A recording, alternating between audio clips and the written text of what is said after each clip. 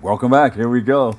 Our last guest is the executive director of Muslim Community Network, and he joins us to shine a light on his organization's mission and the programs and services that they offer. Please welcome to the show, Husein Yatabarry. Welcome, man. Thank you. Thank you so All much for right. having me, Bob.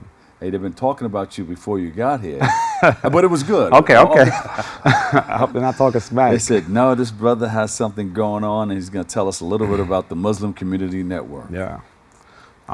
So Muslim Community Network, I'm the executive director. I've been on for about 8 months now, but the organization's actually been around for 21 years. Yeah. Right after 9/11, it was started by Dr. Debbie Al-Muntasser and a few others in order to really empower the Muslim community who was feeling a lot of anger towards the community at that time period in time. And we've seen that same anger kind of come in waves due to global events. So right now it's like a really peak time for MCN, Muslim Community Network, to be doing a lot of the work and services that we do. Yeah. How did you find out about this organization?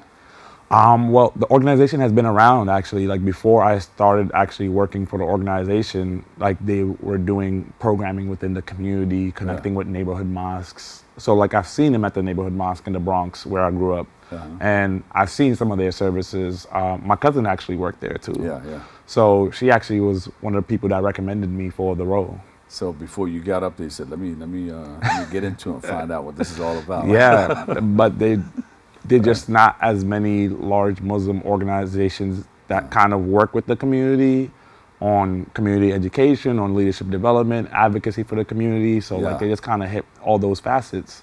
So it was just like really interesting for me to work in that nice middle ground between like nonprofit work, but with the faith-based communities. Beautiful. Hussein, what's the mission that we're on right now? Yeah, our mission is to redefine and shape the narrative of the Muslim community in the United States, and like through 3 core pillars, which is community education, leadership development, and advocacy. Yeah.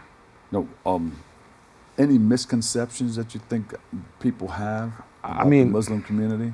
There's always a lot of misconceptions. I mean, going down to the empowerment of women within the Muslim culture and like the Muslim religion, when people realize like even presidents of countries like Bangladesh that are predominantly Muslim happen to be women.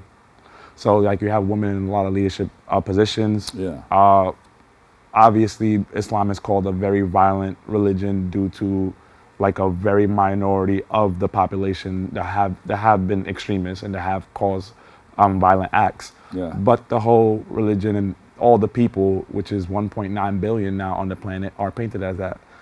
We all know that's a quarter of like the world's population. So the majority of Muslims are very peaceful, are very loving, work with their neighbors. Most Muslim countries are not just Muslim. There's Christians, there's Jews, there's all types of religions, or agnostic and atheists. So that's just, it's a very multicultural, it's very diverse. There's no one look.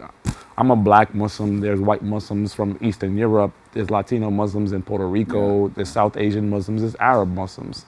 So we just get this narrative painted that we're one thing, we're this monolith, but we're not. Exactly. How many locations does the organization have at this point? Our organization has 1 location, but we work in all 5 boroughs. So we have an advocacy hub system where we kind of like really have strong coordinations with mosques in several boroughs, where we are able to implement programming, where we're able to have large gatherings. And that's really kind of helped us expand without like having to have a bunch of different satellite locations. We're just instead doing the programming in specific mosques. Yeah. Do we have something coming up that we should all know about?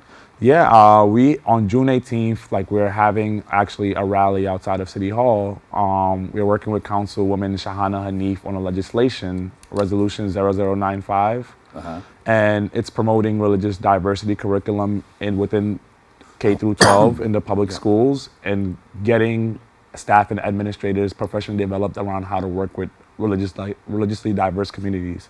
And that's not just for Muslim communities, it's all for all religious communities. Like we're seeing, especially in this time, there's a lot of misconceptions about a lot of religions. So it's our job to help work with other faith communities in order to dismantle any misconceptions there may be and like eradicate the ignorance that there is. Yeah, I read something that the Jewish community and the Muslim community were coming together doing something in Brooklyn. That was about a month ago, I think. So there's been a number of like interfaith iftar events, interfaith ceasefire events, just kind of coming together and trying to have dialogue, which has been fractured obviously since October 7th. So trying to restart some community dialogue and community cohesion that's been like ruptured since all of these events. Like we see massive amounts of protests, we see massive amounts of deaths and casualties in Palestine. So there's just so much going on that dialogue needs to start so that this, because we're not at war in New York, but sometimes you kind of feel like you are, like there's just at odds. People are yelling, people are screaming at each other. So how do we restart that dialogue? There's a lot of tension going on. It's so much tension, but when lives are being lost, obviously there's a lot of heightened emotions. So I understand how heightened emotions, but we do have to get to a place where we can resolve and show young people the way to like have proper decorum when having discussion. Yeah. Well, what would you tell people? You know, you have the mic and you're on stage, and there's thousands of people out there. Yeah. And they're listening to you. What would you tell them about the importance of coming together, moving together in the same direction for a common cause? I think that's the only way that things work.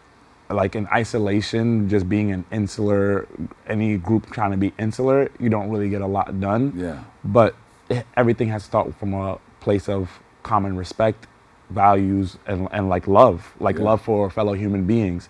I think when those grounding pieces are not there, that's when we see all the tensions. People feel like they're not being heard. And in the Muslim community right now, people are not feeling heard, so there's so much tension. So sometimes people have to take a pause and say, why are people so angry? Why are people in the streets consistently? There must be something behind it, so there must be something there. Find out the root of people's anger so you don't continue to trigger them in conversation. And I think we do a lot of triggering in the media and the news. They're just always consistent triggering. And then when you see the irate, you capture the clip and it's like, oh, this person's just angry and they're wilding out. They're not just wilding out for no reason. Yeah.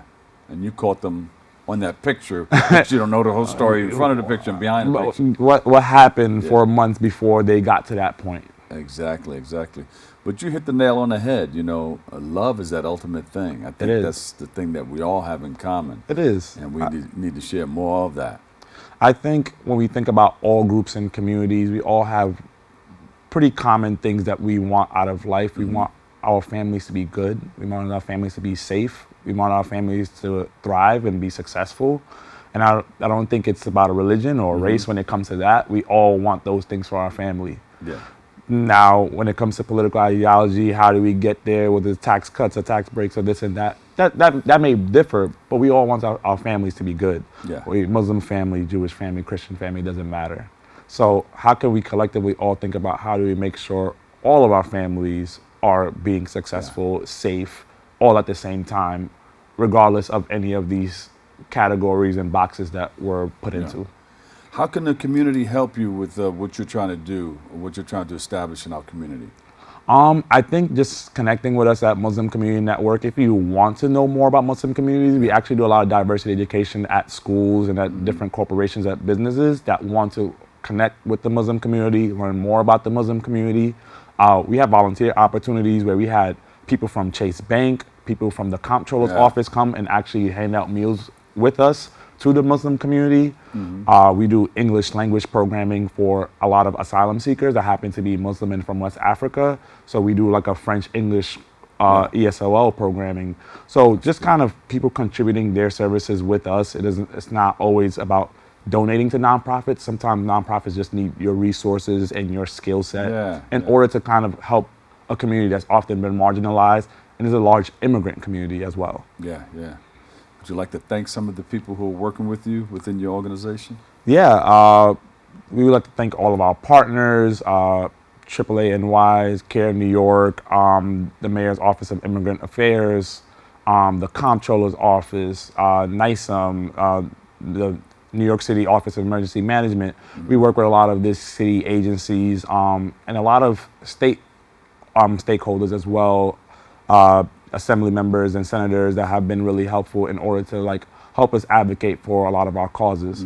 So we would like to thank everybody for just consistently trying to show love to the Muslim community, especially in difficult times where sometimes where you're being ostracized. But yeah. Hey, man, thank you. Thank you for what you're doing in our community. We appreciate you, man. No, thank you so much, Bob. I really appreciate the time. Where can we go for more information? Yeah, our Instagram, Twitter, X now, at MCNNY, just one MCNNY. And then you can go to our website, mcnny.org. And if you want to reach out to us via email, info@mcnny. And on June 18th, we'll be having our press conference and rally and testimony at City Council, at City Hall, for our resolution 0095. Yeah, maybe we can come down and cover be a part of that. Yeah, definitely. Yeah. We'd love to have you. Make sure you give us that information. You know, I mean, we got it here, but make sure you. We'll definitely share the information. Yes, just like that. All right. All right. There you go. Husein Yatabarry, Executive Director, Muslim Community Network. You're on that camera. And you're on that camera too. Thank you so much. All right. Thank you so much, Bob. Take care.